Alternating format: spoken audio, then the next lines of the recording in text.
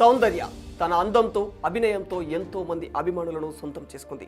తెలుగు, హిందీ, తమిళ్, కన్నడ, మలయాళం ఇలా ఎన్నో భాషల్లో అగ్ర కథానాయకులతో నటించి తనకంటూ ఒక గొప్ప గుర్తింపును తెచ్చుకుంది. జూనియర్ సావిత్రిగా పిలువబడిన సౌందర్య దాదాపుగా 120కి పైగా చిత్రాల్లో నటించింది. 12 సంవత్సరాల తన సినీ ప్రయాణంలో ఎన్నో అవార్డులు మరెన్నో రివార్డులు అందుకుంది.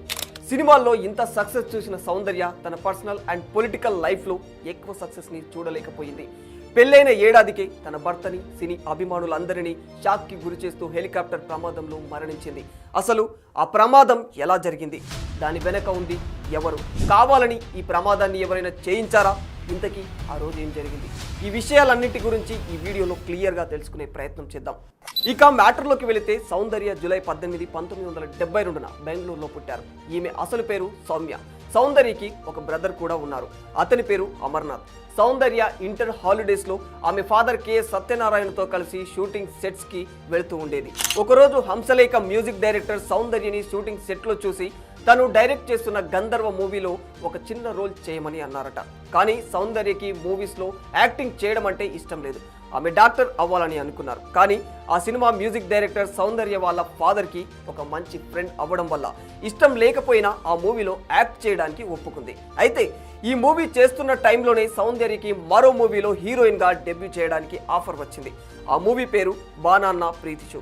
కేవలం కన్నడలోనే కాకుండా 1993లో మనవరాలి పెళ్లి మూవీతో తెలుగు ఫిలిం ఇండస్ట్రీలోకి కూడా ఆమె ఎంట్రీ ఇచ్చింది. అదే ఇయర్లో పొన్నమని సినిమాతో తమిళ్లో కూడా డెబ్యూ చేశారు. 1994లో యమలీల మూవీలో హీరోయిన్గా డెబ్యూ చేయాల్సిన సౌందర్య అడ్వాన్స్ తీసుకొని ఆలీతో చేయడం ఇష్టం లేదని చెప్పేశారట.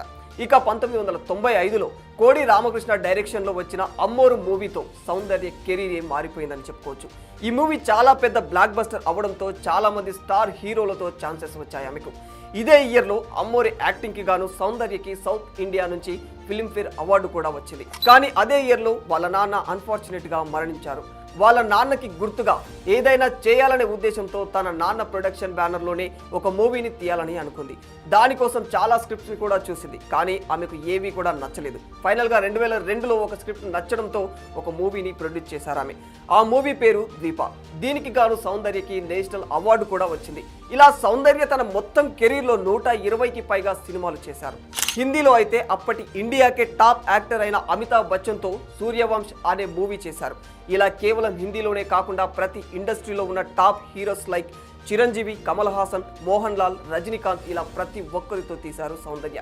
మొత్తం కెరీర్లో 2 నంది అవార్డులు, 6 ఫిలింఫేర్ అవార్డులు, ఒక నేషనల్ అవార్డు కూడా వచ్చింది. ఇన్ఫాక్ట్ ఏఎన్ఆర్ గారే సౌందర్యని సావిత్రితో పోల్చేవారు. 2003లో సౌందర్యకు రఘు అనే ఒక సాఫ్ట్వేర్ ఇంజనీర్తో బెంగళూరులోనే మ్యారేజ్ అయింది.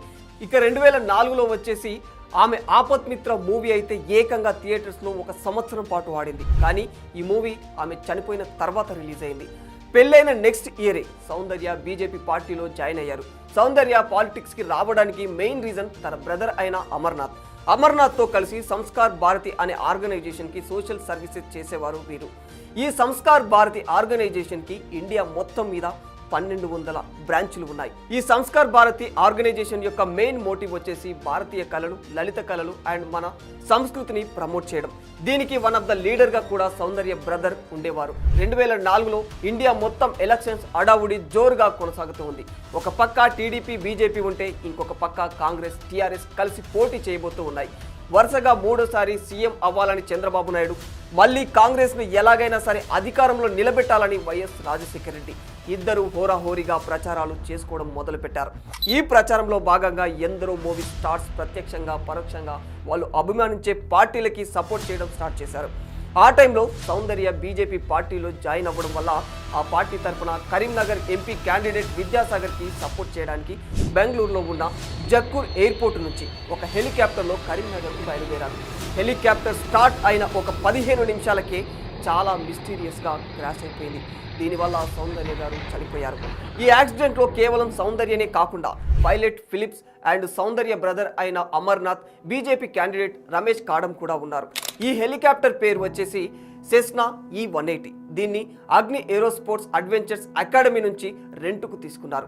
మనం కరెక్ట్గా చెప్పుకోవాలి అంటే అది ఏప్రిల్ 17, 2004 ఉదయం 11 అవుతుంది. హెలికాప్టర్ స్టార్ట్ అయ్యి 50 అడుగుల ఎత్తుకు ఎగిరింది. ఇక పైకి వెళ్లే కొద్దీ ఏం జరిగిందో తెలియదు. ఎంత స్పీడ్తో పైకి వెళ్ళిందో దానికి డబుల్ స్పీడ్తో క్రాష్ అయిపోయింది. ఈ క్రాష్ అనేది ఎయిర్పోర్ట్ పక్కనే ఉన్న యూనివర్సిటీ ఆఫ్ అగ్రికల్చర్ సైన్స్లో జరిగింది. మరో విషయం ఏమిటంటే ఈ క్రాష్ జరిగేటప్పటికీ సౌందర్య వాళ్ళ ఫ్యామిలీ మెంబర్స్ మొత్తం కూడా ఇంకా ఎయిర్పోర్ట్లోనే ఉన్నారు. దీన్ని బట్టి ఆ హెలికాప్టర్ ఎంత ఫాస్ట్గా క్రాష్ అయిపోయిందో మనం అర్థం చేసుకోవచ్చు. క్రాష్ అయిన 3 అవర్స్ వరకు ఆ బాడీస్ మండుతూనే ఉన్నాయి. సౌందర్య ఎంత దారుణంగా చనిపోయారు అంటే ఆమె వాచ్ లేకపోతే కనీసం ఆమెను గుర్తించడం కూడా కష్టమయ్యేది. ఆ చెయ్యి వాచ్ని బట్టి ఆమె బాడీని గుర్తుపట్టారు. అంతేకాక సౌందర్య తల అయితే మొండెం నుంచి వేరైపోయింది. మరో విషయం ఏమిటంటే ఆమె చనిపోయే టైంకి ఆమె 2 months ప్రెగ్నెంట్ కూడా. ఈ క్రాష్ అవ్వడానికి మొదటిసారిగా ఒక గవర్నమెంట్ ఎంప్లాయీ చూసి దగ్గరికి వెళ్ళాడు. ఆ తర్వాత ఇన్ఫర్మేషన్ అందరికీ తెలియడంతో అప్పటి కర్ణాటక సీఎం ఎంఎస్ కృష్ణ గారు ఈ స్పాట్కి వచ్చారు. అంత్యక్రియలు కూడా అదే రోజు రాత్రి 8 గంటలకు బెంగళూరులో ఉన్న రాజాది ఘాట్లో చేశారు. ఇక్కడితో స్టోరీ ఎండ్ అవ్వలేదు. ఇక్కడి నుంచే అసలైన ట్విస్ట్లన్నీ బయటకు వచ్చాయి. డైరెక్టరేట్ జనరల్ ఆఫ్ సివిల్ ఏవియన్స్ వారు ఇన్వెస్టిగేషన్ని స్టార్ట్ చేశారు. అయితే ఈ ఇన్వెస్టిగేషన్లో హెలికాప్టర్ క్రాష్ అవ్వడానికి మెయిన్గా 3 రీజన్స్ అయితే చెప్పారు. ఫస్ట్ది పైలట్కి ఎక్స్పీరియన్స్ లేకపోవడం, అండ్ రెండవది హెలికాప్టర్ అనేది ఓవర్లోడ్ అవ్వడం. ఇక థర్డ్ రీజన్ వచ్చేసి టర్న్ చేస్తున్నప్పుడు పైలట్ ఫ్లాప్స్ని రివర్స్ వేశాడని తెలుస్తుంది. మీకు అర్థమయ్యేలా చెప్పాలంటే ఈ ఫ్లాప్స్ అనేవి హెలికాప్టర్ పైన ఉన్న ఫ్యాన్స్. వీటిని టర్న్ చేసేటప్పుడు యూజ్ చేయాల్సిన పొజిషన్లో కాకుండా రివర్స్ పొజిషన్లో యూజ్ చేసి ఉంటాడని తెలుస్తుంది. ఇక్కడే చాలా మంది DCA పైన కొన్ని క్వశ్చన్స్ కూడా రైజ్ చేశారు. ప్రతి ఎయిర్ క్రాఫ్ట్లో బ్లాక్ బ్యాగ్స్ని కూడా యూజ్ చేయాలి కదా, వీటిలో ఎందుకు యూజ్ చేయలేదు? నిజానికి ప్రతి ఎయిర్ క్రాఫ్ట్లో 2 బ్లాక్ బాక్సెస్ ఉంటాయి. ఫస్ట్ది వచ్చేసి ఫ్లైట్ రికార్డర్. దీంట్లో ఎలాంటి ఇన్ఫర్మేషన్ ఉంటుందంటే ఆ ఎయిర్ క్రాఫ్ట్ అనేది ఎంత స్పీడ్తో వెళ్ళింది, ఎంత హైట్లో వెళ్ళింది అండ్ ఎంత డిస్టెన్స్లో వెళ్ళింది అని. సెకండ్ది వచ్చేసి కోకోఫిట్ వాయిస్ రికార్డర్. దీని దగ్గర ఎలాంటి ఇన్ఫర్మేషన్ ఉంటుందంటే పైలట్ గ్రౌండ్ కంట్రోల్ రూమ్తో మాట్లాడిన ప్రతి మాట దీంట్లో రికార్డ్ అయి ఉంటుంది. ఎలాంటి సిచ్యువేషన్లో అయినా దీంట్లోని డేటా అసలు నాశనం అనేది కాదు. మరొకటి ఏంటంటే QCM టెస్ట్ అనేది ఎందుకు చేయలేదు? ఇక్కడ QCM అంటే quality control management. QCM test అనేది ప్రతి ఎయిర్ క్రాఫ్ట్ టేక్ ఆఫ్ అయ్యే ముందు తప్పనిసరిగా చేస్తారు. లేకపోతే వాటిలోని ప్రాబ్లమ్స్ అనేవి మనకు తెలియవన్నమాట. అంతేకాకుండా ఒక VIPని తీసుకెళ్లాలంటే ఎక్స్పీరియన్స్ ఉన్న పైలట్ని పెట్టాలి. ఎలాంటి ఎక్స్పీరియన్స్ లేని ఫిలిప్స్ని ఎందుకు పెట్టారు? మరొక విషయం ఏమిటంటే సౌందర్య తనంతటకు తానే పాలిటిక్స్లోకి అడుగు పెట్టింది అనుకుంటారు. కానీ నిజమేమిటంటే వాళ్ళ అన్నయ్య సపోర్ట్ చేయమని అడిగితే సౌందర్య వెళ్ళింది. ఇన్ఫ్యాక్ట్ సౌందర్య అన్న అయిన అమర్నాథ్ 1919 నుండే బీజేపీలో ఒక క్యాండిడేట్గా ఉన్నాడు. వాళ్ళ అన్న రాజకీయాల్లో ఉండటం వల్ల ఆమెని ప్రచారానికి తీసుకెళ్లాడు. అలాగే ఆమె కరీంనగర్లో విద్యాసాగర్ రావు గారు కంటెస్టెంట్ చేస్తున్నప్పుడు జక్కూరు నుంచి చార్టెడ్ ఫ్లైట్లో బయలుదేరారు. నిజానికి అగ్ని ఏవియేషన్స్ మీద స్ట్రాంగ్ ఇన్వెస్టిగేషన్ చేయకపోవడానికి మెయిన్ రీజన్ ఏంటంటే ఈ అకాడమీ అనేది ఒక IAS కొడుకుకు చెందింది. అతని పేరు అరవింద్ శర్మ. మరొక విషయం ఏమిటంటే ఈ అకాడమీ నుంచి most of the second handed air క్రాఫ్ట్నే యూజ్ చేసేవారు. ఈవెన్ సౌందర్య ఎక్కిన హెలికాప్టర్ కూడా 54 సంవత్సరాల క్రితందే. ఇకపోతే సౌందర్య గారిని పొలిటికల్ సింపతి కోసమే యూజ్ చేసుకుని చంపుకున్నారా అనే అనుమానాలు కూడా ఉండేవి. సౌందర్య డెత్ పైన మరికొన్ని కాంట్రవర్సీలు కూడా ఉన్నాయి. తన భర్తే తనని ఆస్తి కోసం చంపుకున్నాడని కొందరు వ్యక్తులు అంటుంటే, లేదు మోహన్ బాబు చంపారని మరికొందరు ఆరోపించారు.